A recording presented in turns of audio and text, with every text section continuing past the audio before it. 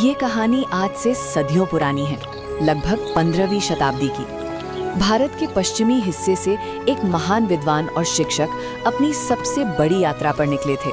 उनका नाम था गणपति भट्ट। गणपति भट्ट कोई साधारण यात्री नहीं थे, वे एक परम भक्त थे। एक ऐसे भक्त जिनका मन, प्राण और आत्मा सिर्फ और सिर्फ भगवान गणेश के चरणों में बसती थी। उनके लिए ईश्वर का मतलब था हाथी के मुख वाले दयालु सूंड और विशाल काया वाले विघ्नहर्ता गजानन। गणपति भट्ट का मानना था कि परमात्मा का अगर कोई सबसे सुंदर रूप हो सकता है तो वो सिर्फ उनके आराध्य देव गणेश का ही है। लेकिन एक दिन उनके कानों में सुदूर उड़ीसा के पुरी धाम की महिमा गूंजी। उन्होंने सुना कि नीलांचल की इस पावन धरती पर स्वयं ब्रह्मांड के स्वामी लॉर्ड जगन्नाथ निवास करते हैं, जो हर भक्त की पुकार सुनते हैं। इस अलौकिक महिमा को सुनकर गणपति भट्ट के मन में भी एक गहरी तड़प जगी। वे देखना चाहते थे कि आखिर जगत के उस नाथ का रूप कैसा है। अपनी लाठी और एक छोटा सा थैला उठाए वे कई दिनों और रातों की कठिन यात्रा तय करके पुरी की पवित्र भूमि पर पहुंचे। संयोग तो देखिए, जब उन्होंने पुरी में कदम रखा तो पूरी नगरी ढोल नगाड़ों और शंख की ध्वनियों से गूंज रही थी। चारों तरफ उत्सव का माहौल था। हवा में चंदन और फूलों की खुशबू तैर रही थी। हर कोई एक ही नाम पुकार रहा था, जय जगन्नाथ। रास्ते में उमड़ती भीड़ को देखकर गणपति भट्ट ने उत्सुकता से पास खड़े एक स्थानीय तीर्थयात्री के कंधे पर हाथ रखा और पूछा, भाई, इस पूरी नगरी में इतनी हलचल क्यों है? हर आंख में ये कैसी चमक है? क्या आज कोई विशेष उत्सव है? उस तीर्थयात्री ने मुस्कुराकर उनकी तरफ देखा और बड़े आनंद से उत्तर दिया, अरे साधु महाराज, आप बड़े भाग्यशाली हैं जो आज के दिन यहाँ पहुंचे हैं। आज ज्येष्ठ महीने की पूर्णिमा है। आज हमारे महाप्रभु का स्नान यात्रा उत्सव है। आज भगवान जगन्नाथ अपने भाई बलभद्र और बहन सुभद्रा के साथ गर्भगृह से बाहर आकर खुले मंच पर पूरे विश्व को दर्शन देंगे। आज उनका दिव्य महास्नान होने वाला है। तीर्थयात्री की बात सुनकर गणपति भट्ट के रोंगटे खड़े हो गए। उनका दिल तेजी से धड़कने लगा। वे सोचने लगे कि जिस जगन्नाथ की महिमा के किस्से उन्होंने सुने हैं, आज उन्हें साक्षात देखने का अवसर मिलेगा। उनके मन में अपने प्रिय गणेश की छवि तैर रही थी।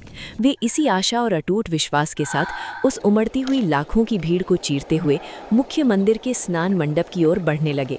उन्हें लग रहा था कि आज उनकी जिंदगी की सबसे बड़ी इच्छा पूरी होने वाली है, पर वे इस बात से पूरी तरह अनजान थे कि नियति ने उनके इस सफर में आगे क्या मोड़ लिखा था। लाखों भक्तों का जय घोष हवा में गूंज रहा था और भीड़ का एक एक रेला गणपति भट्ट को मंदिर के ऊंचे स्नान मंडप की ओर धकेले जा रहा था। जब वो भीड़ को चीरते हुए बिल्कुल आगे पहुंचे तो उनके सामने का दृश्य अद्भुत था। तपती गर्मी से राहत देने के लिए तीनों विग्रहों को सोने के कुएं से निकाले गए 108 घड़ों के सुगंधित और शीतल जल से स्नान कराया जा रहा था। पानी की बूंदें सूरज की रोशनी में मोतियों की तरह चमक रही थी। लेकिन जैसे ही गणपति भट्ट ने अपनी आंखें ऊपर उठाईं और विग्रहों को देखा, उनके पैर वहीं जम गए। उनकी आंखों की चमक अचानक गायब हो गई और दिल में गहरा सन्नाटा छा गया। वे बड़ी व्याकुलता से उन मूर्तियों में कुछ ढूंढ रहे थे, लेकिन उन्हें वहां कुछ नहीं मिला। ना तो वहां उनके प्रिय भगवान गणेश का वो जाना पहचाना हाथी जैसा मुख था, ना वो घुमावदार सूंड थी और ना ही वो विशाल कान थे। उनके सामने तो बड़ी बड़ी गोल आंखों वाले बिना हाथ पैर के लकड़ी के 3 विग्रह खड़े थे। गणपति भट्ट का मन इस रूप को देखकर पूरी तरह टूट गया। वे अपने मन में सोचने लगे, नहीं, यह मेरे ईश्वर नहीं हो सकते। मैं यहाँ क्या देखने आया था और मुझे क्या देखना पड़ रहा है? उनका अपनी ही आस्था से जैसे विश्वास उठने लगा था। वे इस अनूठे रूप से कोई आध्यात्मिक जुड़ाव महसूस नहीं कर पा रहे थे। चारों तरफ लोग खुशी से नाच रहे थे, झूम रहे थे, लेकिन गणपति भट्ट के लिए वो उत्सव पल भर में मातम जैसा बन गया। उन्हें लगा कि उनका इतनी दूर से चलकर आना, वो सारी तकलीफें उठाना सब बेकार हो गया। उन्होंने एक ठंडी सांस ली, नम आंखों से विग्रहों की तरफ से अपना मुंह मोड़ा और भीड़ को पीछे धकेलते हुए वापस जाने लगे। उन्होंने अपनी लाठी उठाई, अपना छोटा सा थैला कंधी पर टांगा और भारी कदमों से पुरी की सीमा से बाहर निकलने के लिए चल पड़े, ये सोचकर कि वे अब कभी इस नगरी में वापस नहीं लौटेंगे। दोपहर की धूप अब धीरे धीरे ढल रही थी और गणपति भट्ट भारी कदमों से चलते हुए पूरी नगरी की धूल भरी बाहरी सीमा तक पहुंच चुके थे। उनका सिर झुका हुआ था और मन में गहरी निराशा थी। ठीक उसी समय रास्ते के किनारे एक घने पेड़ की छांव से निकलकर एक बूढ़े और सौम्य ब्राह्मण उनके ठीक सामने आ खड़े हुए। उनकी आंखों में एक अजीब सी चमक थी और चेहरे पर सादगी। वे कोई और नहीं बल्कि अपने भक्त के दुख से व्याकुल होकर रूप बदलकर आए स्वयं भगवान जगन्नाथ थे। उस बूढ़े ब्राह्मण ने गणपति भट्ट के उदास और आंसुओं से भीगे चेहरे को देखा और बड़े अपनेपन से पूछा, अरे विद्वान महात्मा, इस पावन नगरी में जहां हर कोई खुशी से झूम रहा है, आप ऐसे अकेले और उदास मन से पुरी छोड़कर क्यों जा रहे हैं? क्या महाप्रभु के दर्शन नहीं किए? गणपति भट्ट ने गहरी और ठंडी सांस ली, अपनी लाठी को जमीन पर टिकाया और भर्राए गले से कहा, ब्राह्मण देवता मैं बहुत दूर से बड़ी आस लेकर आया था। मैं गजानन का उपासक हूँ और मेरा मानना है कि ईश्वर का सबसे सुंदर रूप सिर्फ मेरे प्रभु गणेश का है। पर वहां स्नान मंडप पर मुझे मेरे आराध्य कहीं दिखाई नहीं दिए। उन काष्ठ की मूर्तियों में मुझे ईश्वर का कोई रूप महसूस नहीं हुआ। मेरी सारी यात्रा व्यर्थ हो गई, इसलिए मैं वापस अपने घर लौट रहा हूँ। उनकी बात सुनकर उस बूढ़े ब्राह्मण के चेहरे पर एक रहस्यमयी और प्यारी सी मुस्कान तैर गई। उन्होंने गणपति भट्ट के कंधे पर हाथ रखा और बड़े धीमे लेकिन गंभीर स्वर में कहा, हे श्रेष्ठ विद्वान, आप इतने ज्ञानी होकर भी इतनी जल्दी अपनी आस्था खो बैठे। क्या परमात्मा किसी एक रूप में बंधा है? वो तो चराचर ब्रह्मांड का स्वामी है। इस सृष्टि का हर रूप उसी के भीतर समाया हुआ है। मेरी बात मानिए, हार मत मानिए। आप एक बार फिर मंदिर के स्नान मंडप की ओर लौट जाइए। इस बार जब शाम की आरती होगी तब पूरी श्रद्धा से अपनी आंखें उठाइएगा। आपका ईश्वर आपको निराश नहीं करेगा। उस अजनबी ब्राह्मण की आवाज में कुछ ऐसा जादू था जिसने गणपति भट्ट के भीतर बुझी हुई उम्मीद की चिंगारी को फिर से सुलगा दिया। उनके दिल की धड़कनें एक बार फिर बढ़ गईं। जब तक वे कुछ और पूछते, वो बूढ़ा ब्राह्मण भीड़ में कहीं ओझल हो चुका था। एक अजीब सी व्याकुलता और नई आस लेकर गणपति भट्ट वापस मंदिर की ओर अपने कदम बढ़ा दिए। जब गणपति भट्ट वापस मंदिर के स्नान मंडप के पास पहुंचे तो सूरज डूब रहा था और आसमान में शाम की लालिमा बिखर चुकी थी। मंदिर की वेदी को हजारों दीपों की रोशनी से सजाया जा चुका था। हवा में ढोल, झांझ और शंख की आवाज़ें एक अलग ही रहस्यमयी गूंज पैदा कर रही थी। शाम की महाआरती की तैयारी हो रही थी और चारों तरफ श्रद्धालुओं की भारी भीड़ टकटकी लगाए विग्रहों की ओर देख रही थी। गणपति भट्ट ने उस अजनबी ब्राह्मण की बात याद की, एक गहरी सांस ली और डरते कांपते हुए अपनी आंखें ऊपर उठाईं। जैसे ही उनकी नज़र स्नान वेदी पर पड़ी, उनके मुंह से चीख निकलते निकलते रह गई।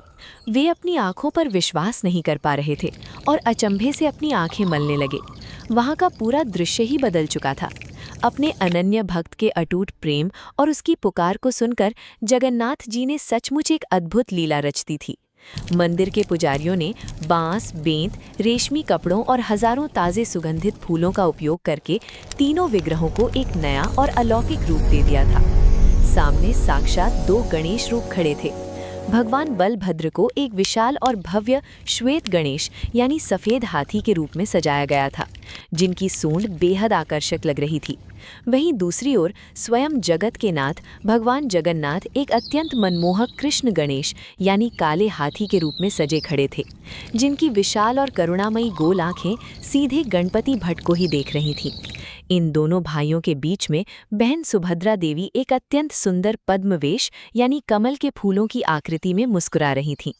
ये दृश्य इतना दिव्य और जादुई था कि वहां मौजूद हर भक्त जय गणेश, जय जगन्नाथ के जयकारों से आसमान गूंज रहा था। उस अलौकिक दृश्य को देखकर गणपति भट्ट के हाथ से उनकी लाठी छूटकर जमीन पर गिर गई। उनके पूरे शरीर में एक सिहरन दौड़ गई और आंखों से आंसुओं की अविरल धारा बहने लगी।